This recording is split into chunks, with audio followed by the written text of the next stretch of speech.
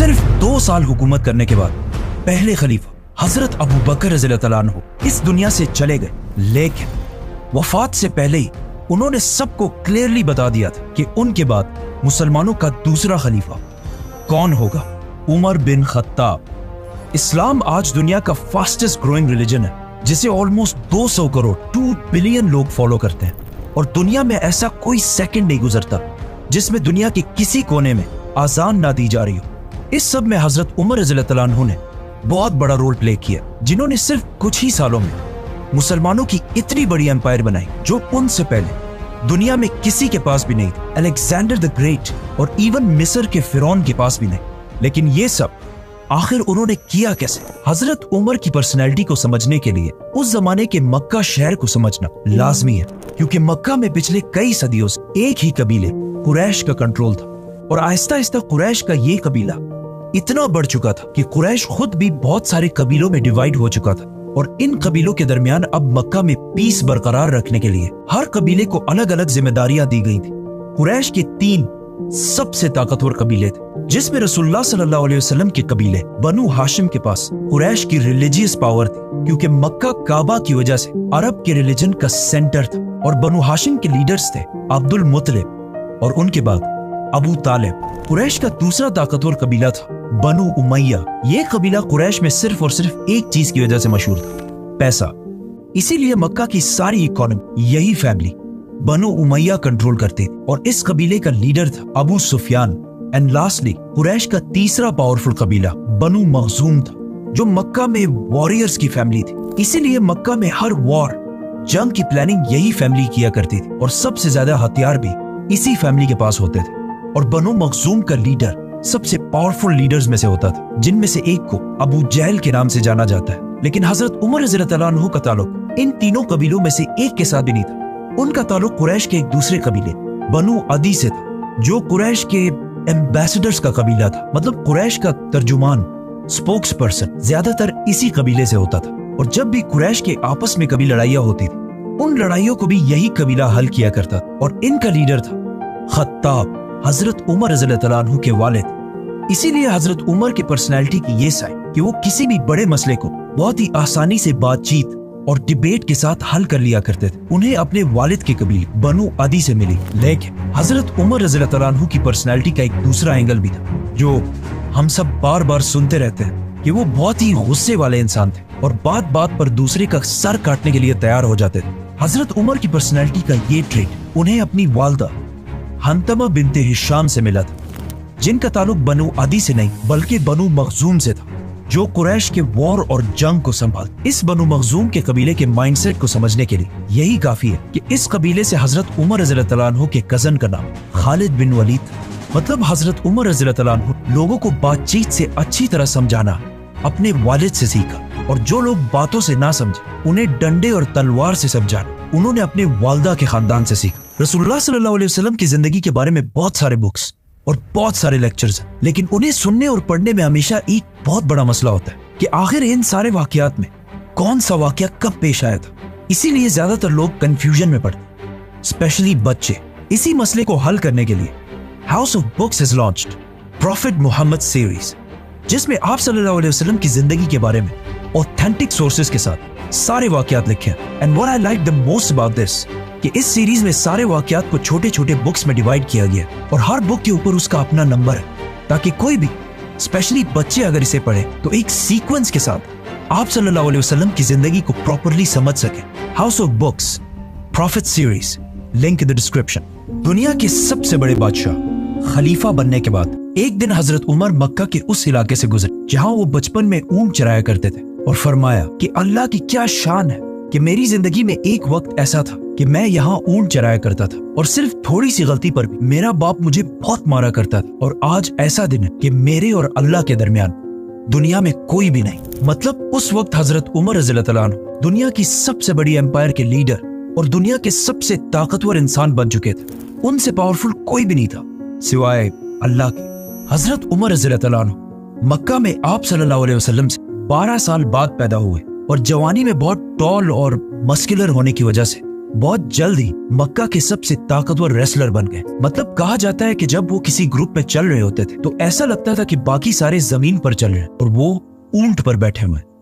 मतलब आज के जमाने में अगर देखा जाए तो ऑलमोस्ट 6 फुट 6 इंच या 6 फुट 7 इंच की हाइट। फॉर एग्जाम्पल ये है नरेंद्र मोदी, एवरेज हाइट, और इनके पास खड़े ये हैं कतर के अमीर तमीम बिन हमाद। हजरत उमर और बाकी एवरेज लोगों में भी इतना ही हाइट डिफरेंस होता होगा या फिर इससे भी ज्यादा। इस सब के बाद आहिस्ता आहिस्ता हजरत उमर रज़ियल्लाहु अन्हु अपने कबीले बनु आदी की लीडरशिप संभालने लगे और मक्का के बड़े बड़े सरदारों के साथ मीटिंग्स में बैठने लगे और कुछ ही अरसे में कुरैश के सबसे टैलेंटेड एम्बेसडर बन गए। और इसके साथ ही उन्होंने अपना इंपोर्ट एक्सपोर्ट का बिजनेस भी स्टार्ट किया, जिसमें वो मक्का, यमन, सीरिया के बीच हर वक्त ट्रैवल करते रहते थे।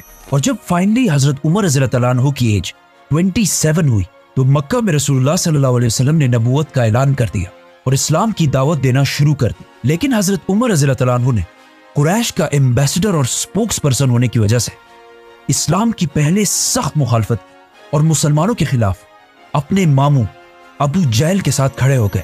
इस्लाम से पहले हजरत उमर रज़ियल्लाहु अन्हु की रेपुटेशन कोई इतनी अच्छी नहीं थी क्योंकि वो बहुत सारे एंटी इस्लामिक एक्टिविटीज में इन्वॉल्व रहते थे, मतलब शराब और जुआ वगैरह, और इस्लाम से इतनी नफरत करते थे कि अपने एक गुलाम को सिर्फ मुसलमान होने की वजह से एक दिन उन्होंने इतना मारा कि खुद उसे मार मार कर थक गए। लेकिन जैसे जैसे वक्त गुजरता गया आहिस्ता आहिस्ता हजरत उमर रज़ियल्लाहु अन्हु की पोजीशन मुसलमानों के बारे में थोड़ी बदलने लगी। इसीलिए एक दिन जब वो मक्का में गुलाम के पास से गुजरे जिसे उसके मालिक अबू जहल ने मुसलमान होने की वजह से मार मार कर ऑलमोस्ट बेहोश कर दिया था, जब हजरत उमर ने देखा कि किसी और ने उसकी मदद नहीं की तो खुद जाकर उसे हाथ दिया और उसे उठाया, जिस पर उस गुलाम ने हजरत उमर से कहा कि वल्लाह आप उन दोनों में से बेहतर है, जिसकी हजरत उमर रज़ियल्लाहु अन्हु को समझ नहीं आई। इस गुलाम ने उस दुआ की तरफ इशारा किया था जो आप सल्लल्लाहु अलैहि वसल्लम ने अल्लाह से की थी कि या अल्लाह मक्का के इन 2 उमरैन में से एक को इस्लाम की तरफ ला, एक उमर बिन खत्ताब और दूसरा आम्र बिन हिशाम।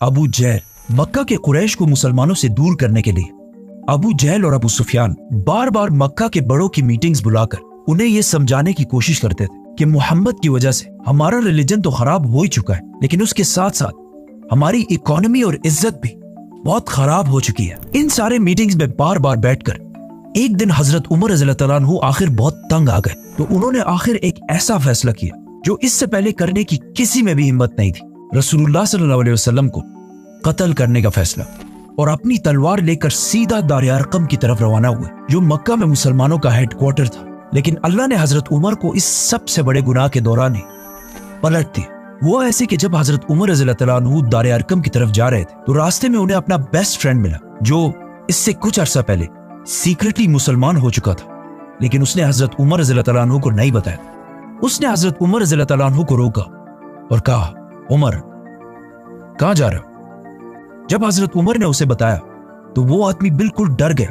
उसने कहा, रसूलुल्लाह सल्लल्लाहु अलैहि वसल्लम के पास जाने से पहले अपने घर की तो खबर लो, जिस पर हजरत उमर रज़ियल्लाहु अन्हु समझ गए और सीधा अपनी बहन के घर की तरफ रवाना हुआ। उमर रज़ियल्लाहु अन्हु की बहन पहले ही अपने हस्बैंड सईद बिन जैद की वजह से मुसलमान हो चुकी थी। सईद बिन जैद हजरत उमर के बहनोई होने के साथ साथ उनके चचा के बेटे भी थे, और उनके चचा जैद रसूलुल्लाह सल्लल्लाहु अलैहि वसल्लम की नबूवत से पहले ही मक्का के रिलीजन को छोड़ चुके थे और हमेशा मक्का के रिलीजन के खिलाफ बोलते रहते थे।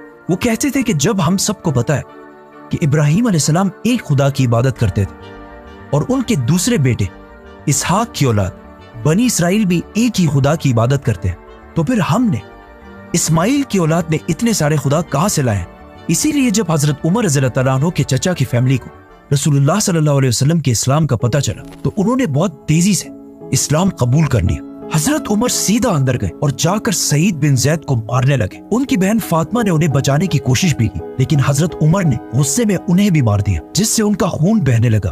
तो हजरत उमर ने जब अपनी बहन का खून देखा तो उनको आखिर तरस आया और कहा, मुझे कुरान दिखाओ कि आखिर इसमें लिखा क्या है। और फिर कुरान पढ़ने के बाद फाइनली वो मुसलमान हो गए। ये सारी स्टोरीज हाउस ऑफ बुक्स की प्रॉफिट मोहम्मद सीरीज में डिटेल से मेंशन है। इस्लाम कबूल करने के बाद वो दोबारा दार अरकम की तरफ रवाना हुए, लेकिन वहां अब तक किसी को भी पता नहीं था कि हजरत उमर इस्लाम कबूल कर चुके। तो जब उन्होंने हजरत उमर को बाहर तलवार लेकर खड़ा हुआ देखा तो कुछ मुसलमान तो बिल्कुल डर गए, लेकिन हजरत हमजा रज़ियल्लाहु अन्हु ने कहा, जो इससे कुछ ही अरसा पहले मुसलमान हुए थे। उन्होंने कहा कि उमर को आने दो, अगर उसकी नीयत साफ है तो ठीक है, लेकिन अगर उसकी नीयत सही नहीं है तो मैं उसी की तलवार से उसकी गर्दन उड़ा दूंगा। हजरत उमर अंदर आए तो आप सल्लल्लाहु अलैहि वसल्लम ने उनसे पूछा कि उमर, क्या अब भी वक्त नहीं आया कि तुम सच को समझ सको? जिस पर हजरत उमर ने आप सल्लल्लाहु अलैहि वसल्लम और बाकी सारे मुसलमानों के सामने इस्लाम कबूल कर लिया, जिस पर वहां मौजूद सारे मुसलमान जोर जोर से अल्लाह अकबर के नारे लगाने लगे। अकॉर्डिंग टू मैनी सोर्सेस ये नबूवत का 6वां साल था और हजरत उमर की एज 32 या 33 साल थी।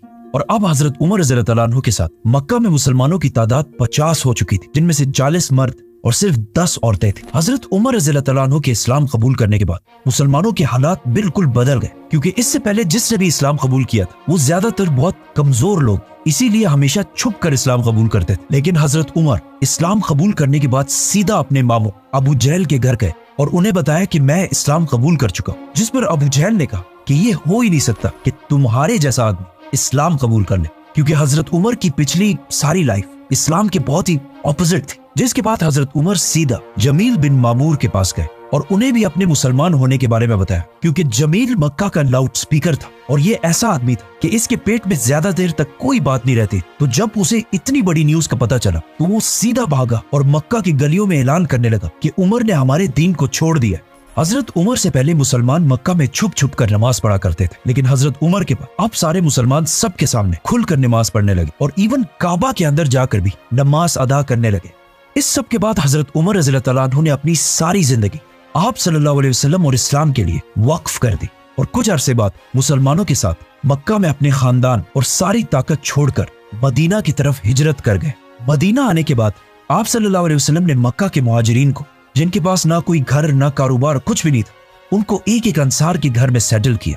हजरत उमर भी एक अंसारी के साथ सेटल हुए और इन दोनों ने अपने टाइम को ऐसे डिवाइड किया कि एक दिन वो सहाबी आप सल्लल्लाहु अलैहि वसल्लम की खिदमत में हाजिर होते और हजरत उमर उनका बिजनेस संभालते, और फिर दूसरे दिन हजरत उमर आप सल्लल्लाहु अलैहि वसल्लम के पास जाते और वो सहाबी बिजनेस को चलाते। हिजरत के सिर्फ 2 साल बाद जंग बदर में हजरत उमर हजरत हमजा की लीडरशिप में जंग में शामिल रहे। जंग जीतने के बाद हजरत उमर की राय ये थी कि हमें कैदी नहीं रखने चाहिए, लेकिन आप सल्लल्लाहु अलैहि वसल्लम और अबू बकर की राय इसके ऑपोजिट थी, जिसके बाद कुरान की एक आयत नाजिल हुई जिसमें क्लियरली हजरत उमर की राय को प्रेफर किया गया। इस डिसीजन और बाकी कुछ डिसीजंस की वजह से हजरत उमर का नाम अल फारूक रखा गया, विच मींस हक को पहचानने वाला, सच का साथ देने वाला। बदर के 1 साल बाद ओहद की जंग और उसके बाद खंदक की जंग में भी हजरत उमर मुसलमानों की फौज में रहे, और उसके बाद सुलह हुदैबिया के मौके पर आप सल्लल्लाहु अलैहि वसल्लम ने हजरत उमर को मक्का वालों से डील करने को कहा, लेकिन हजरत उमर ने यह मशवरा दिया कि आप मेरे बजाय हजरत उस्मान को डील करने के लिए भेजे, क्योंकि अब हजरत उमर रज़ियल्लाहु अन्हु के मामू अबू जहल मर चुके थे और उनके बाद मक्का का नया पावरफुल सरदार अबू सुफियान जो हजरत उस्मान की कबीले वाला था, जिसे हम इस वीडियो में पूरा एक्सप्लेन कर चुके। जिसके बाद मक्का वालों ने मुसलमानों के सामने एक ऐसी डील रखी जिसे देखकर लग रहा था कि मुसलमान इसे साइन करके बहुत बड़ी गलती करेंगे, लेकिन आप सल्लल्लाहु अलैहि वसल्लम ने सहाबा की राय को छोड़कर इस डील पर मोहर लगा ली, जिस पर कुछ सहाबा बहुत ही कंफ्यूज और नाराज हुए, जिनमें से एक हजरत उमर रज़ियल्लाहु अन्हु भी थे। वो सीधा आप सल्लल्लाहु अलैहि वसल्लम के पास गए और उनसे पूछा कि क्या आप सच्चे नबी नहीं है? तो आप सल्लल्लाहु अलैहि वसल्लम ने कहा बिल्कुल। तो हजरत उमर ने कहा कि क्या हमारे दुश्मन काफिर नहीं है? तो आप सल्लल्लाहु अलैहि वसल्लम ने कहा बिल्कुल। जिस पर हजरत उमर ने कहा तो फिर क्यों हम उनकी हर बात मान रहे हैं, क्यों हम इनके सामने कमजोर बन रहे हैं? जिस पर आप सल्लल्लाहु अलैहि वसल्लम ने कहा कि मैं अल्लाह का रसूल हूं और मैं अल्लाह के हुक्म के खिलाफ कोई काम नहीं करता। इससे हजरत उमर खामोश हो गए। जिसके बाद आइंदा आने वाले कुछ सालों में जब उन्होंने देखा कि बहुत सारे लोग सुलह हुदैबिया की वजह से इस्लाम की तरफ आने लगे, तो उन्हें आप सल्लल्लाहु अलैहि वसल्लम के फैसले की समझ आई और फिर हमेशा अपने इन बातों की वजह से अल्लाह से माफी मांगते रहे। सुलह हुदैबिया के बाद इस्लाम इतने तेजी से फैलने लगा कि हजरत उमर रज़ियल्लाहु अन्हु के कजन खालिद बिन वलीद ने भी इस्लाम कबूल कर लिया। इसके बाद हमेशा हजरत उमर आप सल्लल्लाहु अलैहि वसल्लम के साथ हर डिसीजन और हर जंग में साथ ही रहे, और आप सल्लल्लाहु अलैहि वसल्लम ने हजरत उमर की बेटी हजरत हफ्सा से शादी भी की। फिर आखिर मक्का फतह होने के बाद जंग तबूक में हजरत उमर रज़ियल्लाहु अन्हु ने मुसलमानों की फौज को सपोर्ट करने के लिए अपनी सारी वेल्थ का आधा हिस्सा डोनेट किया। ग़ज़वे तबूक के कुछ ही अरसे बाद आप सल्लल्लाहु अलैहि वसल्लम इस दुनिया से चले गए, लेकिन जब ये खबर हजरत उमर तक पहुंची तो वो इतना शॉक हुए कि उन्हें इस पर यकीन ही नहीं आ रहा था। तो वो मस्जिद नबी में खड़े हुए और अपनी तलवार निकाल कर कहा कि जो भी ये कहेगा कि रसूलुल्लाह सल्लल्लाहु अलैहि वसल्लम फौत हो चुके हैं, मैं उसकी गर्दन उड़ा दूंगा। क्योंकि आप सल्लल्लाहु अलैहि वसल्लम हमेशा कहते थे कि एक दिन मुसलमान रोमन और पर्शियन एम्पायर दोनों को फतह करेंगे। तो अब ये कैसे हो सकता था कि आप सल्लल्लाहु अलैहि वसल्लम ये सब हुए बगैर दुनिया से चले जाए? लेकिन हजरत उमर को इस बात का पता नहीं था कि अल्लाह एक दिन उन्हीं के हाथों ये दोनों एम्पायर फतह करेगा। जब मस्जिद नबी के अंदर सारे गम और कंफ्यूजन में थे, तो हजरत अबू बकर रज़ियल्लाहु ताला अन्हु मिंबर पर चढ़े और समझाया कि हमारा मिशन आप सल्लल्लाहु अलैहि वसल्लम की वफात के बाद खत्म नहीं हुआ, बल्कि अब असली मिशन शुरू हुआ है। आप सल्लल्लाहु अलैहि वसल्लम की वफात के वक्त मदीना के कुछ लोग आप सल्लल्लाहु अलैहि वसल्लम के बाद अपना नया बादशाह चूज करने लगे। तो अचानक हजरत उमर और अबू बकर वहां पहुंचे। उसके बाद जो हुआ हम इस वीडियो में पूरा एक्सप्लेन कर चुके हैं। इन शॉर्ट हजरत उमर रज़ियल्लाहु ताला अन्हु ने जब देखा कि वहां हालात आहिस्ता आहिस्ता बिगड़ रहे हैं, तो उन्होंने हालात को कंट्रोल करने के लिए सबसे पहले हजरत अबू बकर के हाथ पर बैत कर ली, जिसके बाद आहिस्ता आहिस्ता बाकी सारों ने भी आकर हजरत उमर के हाथ पर बैत कर ली। और इस तरह हजरत अबू बकर उमर रज़ियल्लाहु ताला अन्हु की वजह से मुसलमानों के पहले खलीफा बने। अबू बकर रज़ियल्लाहु ताला अन्हु के खलीफा बनने के बाद हजरत उमर रज़ियल्लाहु ताला अन्हु मुसलमानों के इस एम्पायर के सेकंड इन कमांड थे। मतलब अगर हजरत अबू बकर बादशाह थे तो हजरत उमर उनके वजीर आजम थे, और उन दोनों ने बाकी सहाबा के साथ मिलकर पूरे अरब को दोबारा यूनाइट करने की कोशिश की। आखिर जंग यमामा के बाद अरब तो दोबारा यूनाइट हो गया, लेकिन इस जंग में बहुत सारे हाफिज कुरान शहीद होने की वजह से ये खतरा था कि कहीं कुरान के बारे में मुसलमान आपस में इख्तिलाफ में ना पड़ जाए। इसीलिए सबसे पहले हजरत उमर के जहन में आइडिया आया कि हमें फौरन कुरान को एक बुक की शक्ल में कंपाइल कर लेना चाहिए। मतलब आज दुनिया के सारे कुरान जो बुक्स की तरह लिखे गए हैं, उन सब का थोड़ा सा क्रेडिट हजरत उमर रज़ियल्लाहु ताला अन्हु को जाता है। अरब यूनाइट करने के बाद खलीफा अबू बकर रज़ियल्लाहु ताला अन्हु के हुक्म पर मुसलमानों ने सीधा पर्शियन एम्पायर पर हमला कर दिया, और उनसे कुछ ही महीनों में यह सारा इलाका फतह कर लिया। और पर्शियन एम्पायर पर हमले के साथ साथ मुसलमानों ने एक ही टाइम पर रोमन एम्पायर पर भी हमला कर दिया। लेकिन पर्शियन एम्पायर की तरह मुसलमानों को रोमन एम्पायर में इतनी कामयाबी नहीं मिल रही थी।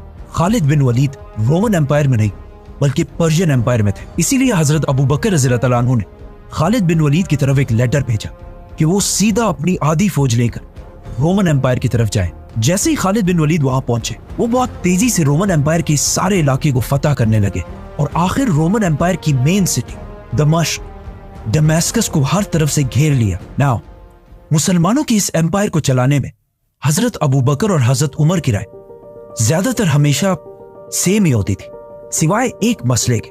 और ये मसला आगे जाकर बहुत ही कंट्रोवर्शियल मसला बना, और वो मसला ये था कि खालिद बिन वलीद को कैसे हैंडल किया जाए। क्योंकि खालिद बिन वलीद अब तक सारे फैसले खुद ही किया करते थे, और सब कुछ करने के बाद ही मदीना की तरफ लेटर भेजते थे। लेकिन हजरत उमर को अपने कजन खालिद बिन वलीद की ये आदत बिल्कुल भी अच्छी नहीं लगती थी। इसीलिए जब हजरत उमर खलीफा बने, उन्होंने कुछ ही अरसे बाद मुसलमानों के इस सबसे बड़े जनरल को अपने ओहदे से हटा दिया, जिस पर खालिद बिन वलीद उनसे बहुत नाराज हुए थे। इस कंट्रोवर्शियल मसले को फिर हम नेक्स्ट वीडियो में एक्सप्लेन करेंगे, तो सब्सक्राइब। जैसे ही मुसलमानों की फौज यहां तक पहुंची, तो मदीना में मुसलमानों के खलीफा अबू बकर रज़ियल्लाहु ताला अन्हु की तबीयत बिल्कुल खराब हो गई, जिसे देखकर उन्हें पता चल गया कि ये अब उनके दुनिया में आखिरी दिन। इसीलिए उन्होंने सारे बड़े सहाबा को बुलाया और उन्हें कहा कि अब मैं और तुम्हारा खलीफा नहीं रहा, तुम आपस में मशवरा करके जिसे भी चाहो अपना नया खलीफा सेलेक्ट कर दो। जिस पर सहाबा ने थोड़ा सोचा और वापस हजरत अबू बकर से कहा कि ये काम हम आपके हवाले करते हैं, कि आप जिसको भी सही समझे अपने बात उसी को मुसलमानों का खलीफा बना दे। तो हजरत अबू बकर रज़ियल्लाहु ताला अन्हु ने बड़े बड़े सहाबा में से एक एक को बुलाया और उनसे पूछा कि उमर के बारे में तुम्हारी क्या राय है। जिस पर एक सहाबी ने कहा कि यस, हजरत उमर बहुत अच्छे हैं, लेकिन उनकी पर्सनैलिटी बहुत ही सख्त है। तो हजरत अबू बकर ने हजरत उमर को डिफेंड करने के लिए कहा कि उमर सिर्फ इसलिए सख्त बनता है क्योंकि वो मुझे हमेशा सॉफ्ट देखता है, लेकिन जब वो खुद खलीफा बनेगा तो उसकी पर्सनैलिटी बिल्कुल बदल जाएगी। इन सारे सहाबा से पूछने के बाद हजरत अबू बकर रज़ियल्लाहु ताला अन्हु ने सख्त बीमारी में हजरत उस्मान को अपने पास बुलाया और उन्हें कहा कि लिखो कि मैं खलीफा अबू बकर, अपने बाद मुसलमानों का नया खलीफा। ये कहते ही अचानक उनकी तबीयत खराब हो गई और वो बेहोश हो गए। तो हजरत उस्मान रज़ियल्लाहु ताला अन्हु ने इससे आगे खुद ही लिखा कि अपनी बात नया खलीफा उमर को नामजद करता हूं। थोड़ी देर बाद जब उन्हें होश आया तो उन्होंने कहा कि बिल्कुल ठीक किए, और सारे बड़े सहाबा को बुलाकर कहा कि क्या तुम सबको वो कबूल होगा जिसे मैं खलीफा बनाऊंगा। तो वहां सब ने कहा कि यस, जिस पर हजरत अबू बकर रज़ियल्लाहु तआला अन्हु ने कहा कि मैं ना अपने बाद अपने बेटे को खलीफा बनाकर जा रहा हूं और ना अपने खानदान में से किसी फर्द को, बल्कि मैं उसे खलीफा बना रहा हूं जिसे मैं सबसे बेहतर समझता हूं, और वो है Umar bin Khattab. Modern democracies के अलावा अगर दुनिया की सारी हिस्ट्री देखी जाए तो ऐसा बहुत कम ही हुआ है कि किसी बादशाह के मरने के बाद उसका बेटा या उसके खानदान में से कोई बादशाह ना बना। नाउ जिस तरह हजरत उमर के इस्लाम कबूल करने के बाद मुसलमानों के हालात मक्का में बिल्कुल बदल गए थे, उसी तरह अब उनके खलीफा बनने के बाद पूरी दुनिया की तारीख हमेशा के लिए बदलने वाली थी, क्योंकि अगले सिर्फ चंद सालों में हजरत उमर रज़ियल्लाहु तआला अन्हु ने इतनी बड़ी एम्पायर बनाई जो उससे पहले दुनिया में किसी के पास भी नहीं थी। और इस एम्पायर को फतह करने के बाद वहां पर एक ऐसा सिस्टम बनाया कि आज तक 1400 साल बाद भी उन सारे इलाकों पर मुसलमानों की हुकूमत है, सिवाय एक छोटे से इलाके, house of books. Link in the description. Subscribe.